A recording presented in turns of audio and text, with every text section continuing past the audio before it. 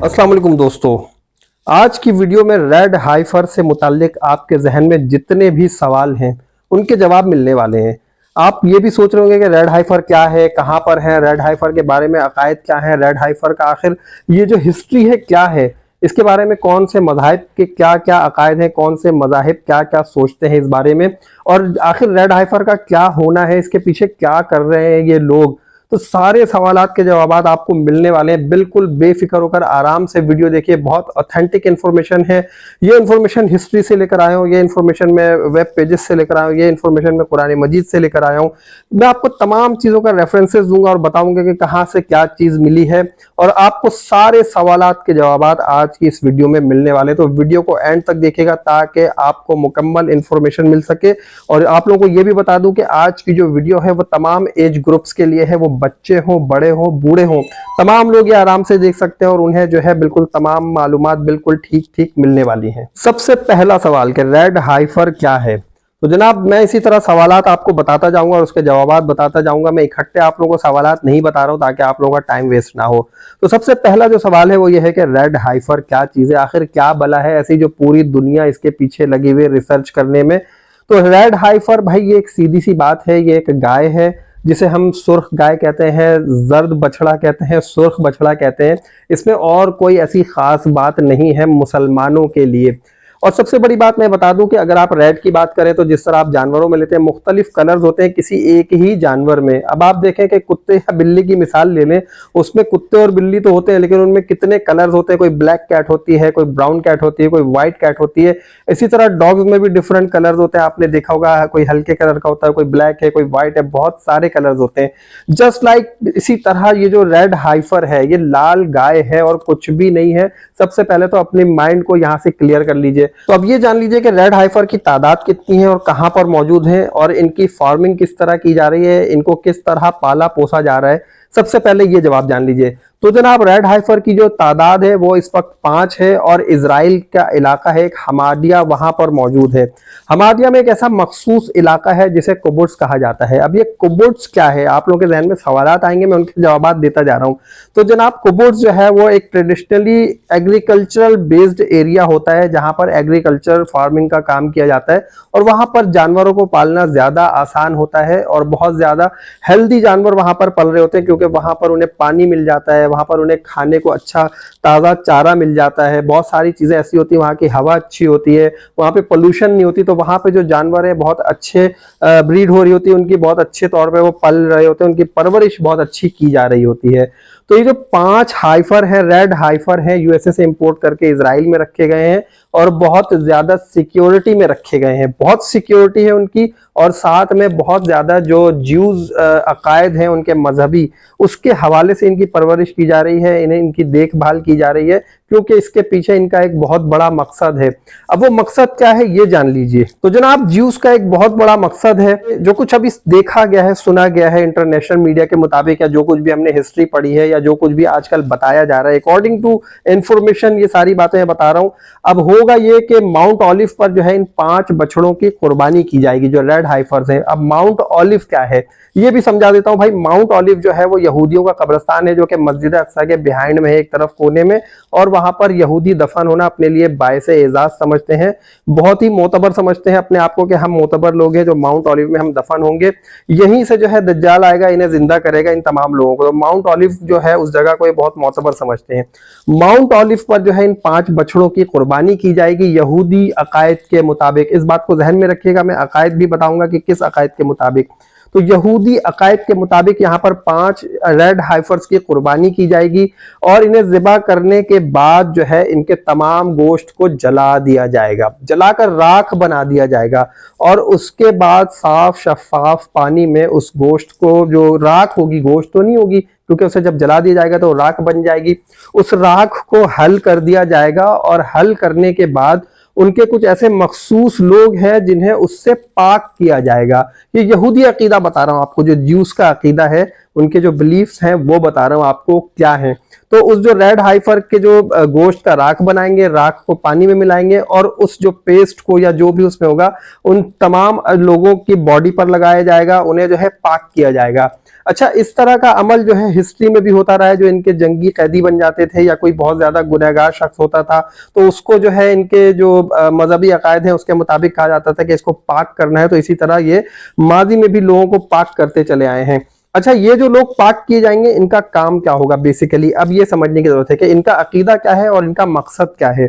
तो इनका जो अकीदा है वो ये है कि जब हम इन लोगों को पाक कर देंगे तो इनका आगे जो मकसद है वो अब सुनिए। इनका मकसद ये है कि मस्जिद अक्सा को ये खत्म करके वहां पर थर्ड टेंपल बनाना चाह रहे हैं। पहला इनका फर्स्ट टेंपल था वो गिराया गया, सेकंड टेंपल था वो गिराया गया। अब जो है उसके सेकंड टेंपल की कुछ बाकियात हैं जिनमें एक वेस्टर्न वॉल बची है, वो आप देख सकते हैं अभी तस्वीर में कि वेस्टर्न वॉल कैसी है। ये सेकंड टेंपल की बाकियात में से है। तो यहीं पर जो है अब ये मस्जिद अक्सा को गिराकर थर्ड टेंपल बनाने की तैयारी कर रहे हैं। तो ये जो लोग यहाँ पर पाक किए जाएंगे इस रेड हाइफर के राख से, इन तमाम लोगों से इस जगह की बुनियाद रखवाई जाएगी और इन लोगों को मोतबर माना जाएगा कि थर्ड टेंपल बनाने के लिए ये लोग आए हैं जो इसकी बुनियाद रखेंगे और इसका जो है इफ्तिताह करेंगे। तो यहाँ पर इनका ये अकीदा और मकसद भी वाज़ेह हो चुका है। अब इसकी जो तारीखी हैसियत है जो कुरान से साबित है, जो बाइबल में है और जो तौरात में है, उस हवाले से मैं आपको बताता हूँ। वीडियो अगर थोड़ी सी तवील हो जाए तो उसके लिए माजरत, लेकिन इन तमाम बातों को समझाने के लिए जरूरी है कि मैं आपका थोड़ा सा वक्त लूं। रेड हाइफर यानी कि सुर्ख बछड़ा या जर्द बछड़ा, लाल गाय की हकीकत क्या है, इसकी हिस्ट्री क्या है। तो हम चलते हैं कुरान मजीद की तरफ। कुरान मजीद फुरकान हमीद हमारे लिए एक सबसे बड़ा सरचश्मा है, राय हिदायत है। हिदायत हम कुरान मजीद से हासिल करते हैं। तो कुरान मजीद से हम दोबारा हिदायत हासिल करते हैं सूरतुल बकरा से। सूरतुल बकरा का जो वाक़या है उसको मैं आपको बयान करता हूं, लेकिन मैं आपको सिर्फ और सिर्फ तर्जुमा बताऊंगा, उसका मफहूम बताऊंगा, उसके मायने बताऊंगा, ताकि अगर ये छोटे बच्चे भी वीडियो देखें तो उनको तमाम कॉन्सेप्ट क्लियर हो सके। तो अब सूरतुल बकरा में जो वाक़या है वो ऐसा है कि हज़रत मूसा अलैहिस्सलाम और उनकी कौम, जब हज़रत मूसा अलैहिस्सलाम जा रहे थे तौरात लेने के लिए, कोहे तूर पर चढ़ने के लिए जा रहे थे, उन्हें तौरात मिलना था। तो उस वक्त वो अपनी कौम को कह कर चले गए थे कि भाई तुम लोग इस तरह से इबादतें करना, मैंने आपको जो तरीका बता दिया है, एक अल्लाह है, उसकी इबादत करनी है, इस तरह करना है और ये सारे काम करना। वो इंस्ट्रक्शंस देकर कोहे तूर पर चले गए और वहां जो है उन्हें अल्लाह ताला किताब देने के लिए बुला रहा था। तो जब वो वहां पर गए, वहां से जब वो किताब लेकर वापस आए तो उन्होंने देखा कि उनकी कौम जो है अजीब से एक मामले में उलझ चुकी है। दरअसल हुआ ये कि सामरी जादूगर का नाम आपने सुना होगा।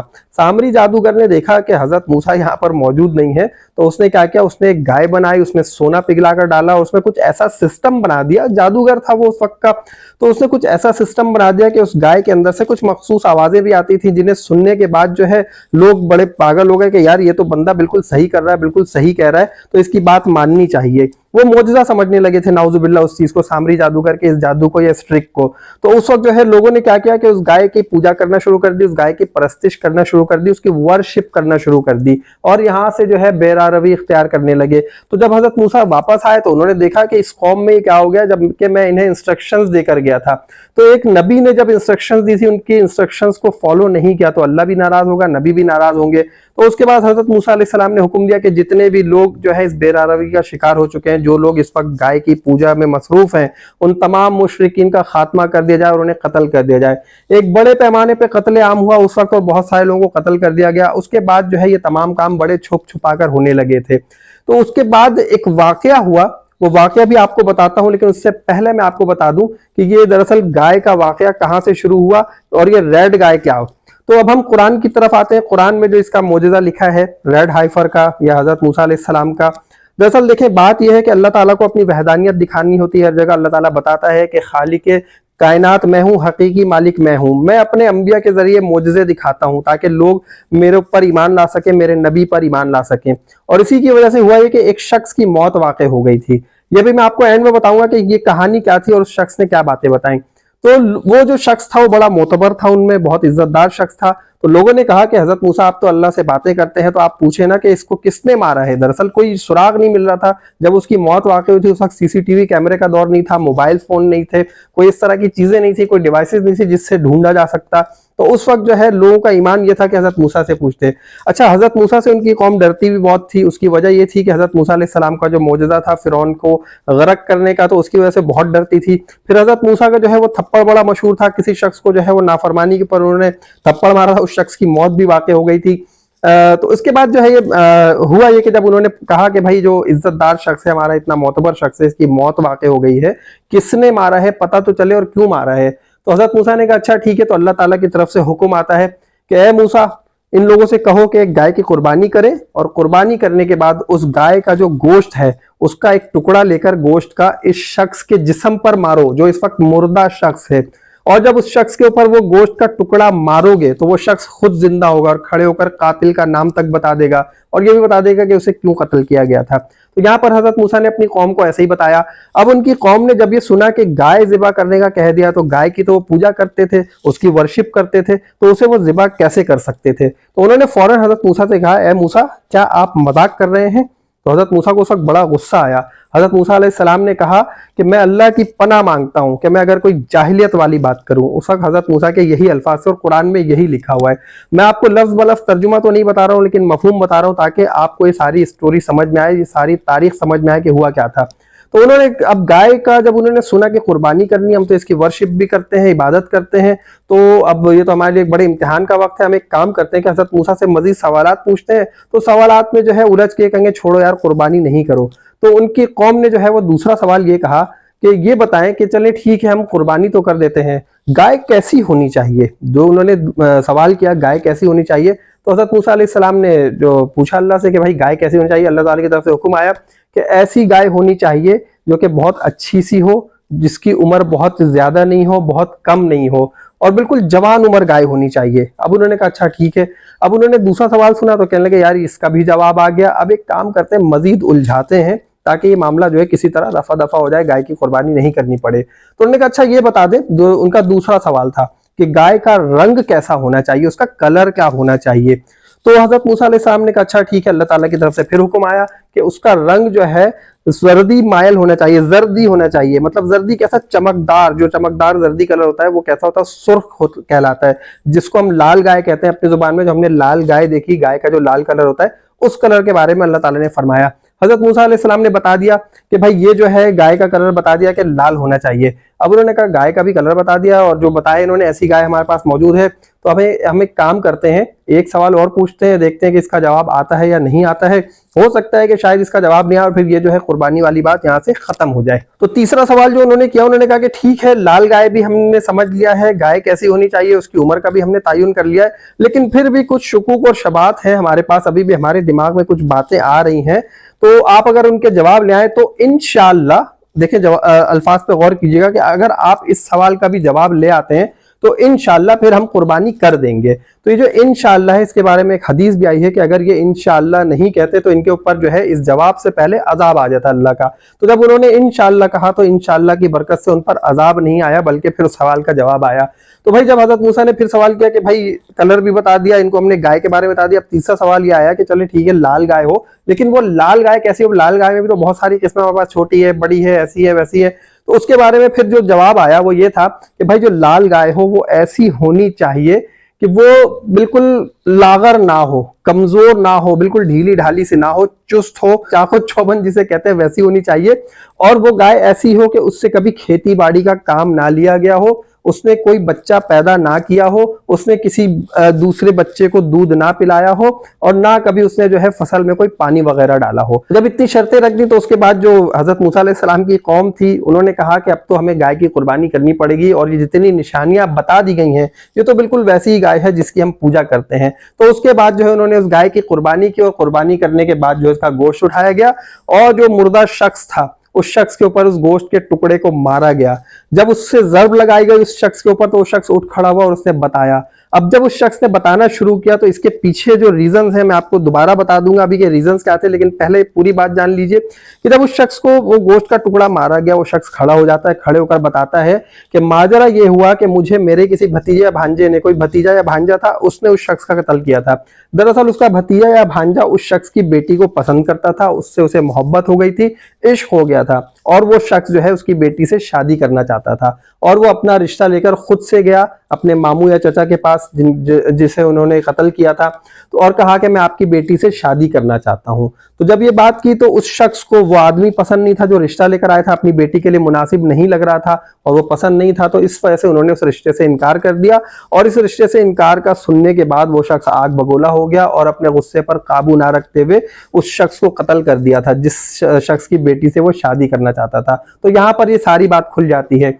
अब इस वाकये से बहुत सारी चीजें सामने आती हैं। वाकया एक है, लेकिन यहाँ पर अल्लाह ताला ने ये बता दिया कि खालिक हकीकी मैं ही हूँ, मेरी ही इबादत की जानी चाहिए। और आप चाहे किसी भी जानवर की परस्तिश करते हैं, कोई भी गाय हो, कोई भी जानवर हो, वो सारे एक जैसे हैं, सिर्फ और सिर्फ उनके कलर्स का फर्क होता है, वो किसी भी तरह मोतबर नहीं हो सकते। और उन्होंने ये भी बता दिया कि मैं कभी भी अपने नबियों से मोजज़ा दिखा सकता हूँ, अपने नबियों के जरिए से। तो ये एक मोजज़ा अल्लाह ताला ने अपने नबी हजरत मूसा अलैहिस्सलाम के जरिए से दिखा दिया और बता दिया कि भाई कोई भी जानवर मोतबर नहीं है, मोतबर अगर है तो इंसान है। और इंसानों में भी जो है दर्जे बनाए गए हैं कि कोई वलीउल्लाह है, कोई नबी है, तो इसी तरह तमाम दर्जे हैं। कौन कितना मोतबर है अल्लाह के आगे अल्लाह बेहतर जानता है। हमें सिर्फ और सिर्फ अपने अमाल पर नजर रखनी चाहिए। तो दोस्तों, बहनों, भाइयों, बच्चों और मेरे तमाम बुजुर्गों, उम्मीद करता हूं जितने लोग भी इस वक्त वीडियो देख रहे हैं आप लोगों को अपने सवालात के जवाबात मिल गए होंगे।